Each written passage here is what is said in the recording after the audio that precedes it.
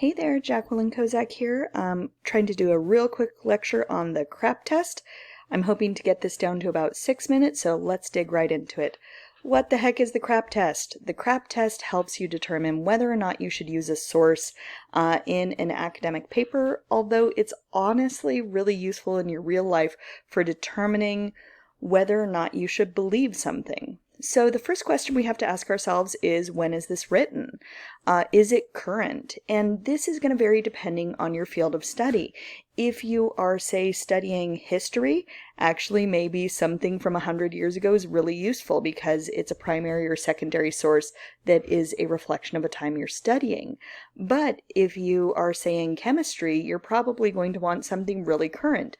So you have to determine what time frame is appropriate for your field of study. If you don't know, ask your professor. If you can't find a date on a website, that's kind of a little bit of a stop sign, right? Because you don't know how current this is. Okay, next, is it reliable? What kind of information are they providing? So are they providing just an analysis? Are they providing a news account of something? You just have to figure that out. Is this an opinion? And opinions aren't bad, but how balanced are these opinions? And if they aren't balanced, that's okay. You just have to account for it, right? So you can deal with unbalanced opinions, but you have to mention, hey, this is balanced in a particular way, and you have to be aware of it. Are there references and sources for any of the data or quotations? So have they mentioned where they got this quote from? Have they put sources down at the bottom saying where they got this data? It's pretty important because that forms a chain of reliability back to the original author. Okay, but speaking of the author, we have to ask ourselves, who the heck is this person? Who wrote this? And more importantly, what are they qualified for? So if you are a doctor in physics, I'm really not going to want to ask you about a mole on my arm, right? We have to get somebody who is appropriate for the field of study.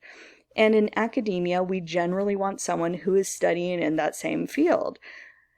Additionally, who the heck published this? Is this a newspaper or is this a personal blog? Anybody can post anything on the internet under a blog. If you have a .com, anyone can register one of those. And honestly, even like a .net and stuff. For .edu and .gov, usually you know that they're an academic or a governmental institution, but you don't necessarily know. You have to dig into it. Is this an advertisement? Believe it or not, this is harder than you might realize to find out. And is the approach appropriate for the field of study? If you're in English, it's fine to offer some sort of interpretation, non-literal interpretation. Not so great for physics, right? So you have to make sure that the approach is appropriate for the right field of study. And by the way, if you don't know who the heck this person is writing this article, click on their name. Often it's going to lead to a biography where we can find out their credentials. But be curious, dig into it, Google the person, figure out who the heck they are. And next, we have to wonder, is this accurate information? Well, where did they get it from? Has anybody else reviewed it? So in this case, fact-checking is usually what a newspaper or a magazine does. They actually go ahead and have somebody completely independent of the author look at it and say, yes, this is correct. These facts are true. And then in academia, in academic journals, they will take an article and they will send it out to a group of other people who are experts in the field and have them say, is this appropriate for the field? Either one of those really helps. So it's not one crazy person just saying something. It is looked at by other people. If you are outside of a magazine, a newspaper, or an academic journal, it's kind of the Wild West. Usually governmental studies have been fact-checked. And then you're kind of like, well, how credible is anything else? We don't know. Well, can you find somebody else who said it? If one lone person is saying this thing, it's less likely to be right. But if everyone is saying it, there's usually some sort of a consensus. And again, you have to go through the CRAAP test with all of your sources. Last but not least, we have to ask ourselves, what the heck is the author trying to do? Are they just trying to advertise for something? Are they going to get some money if I believe them? Are they trying to entertain me? Are they just trying to have some fun with me?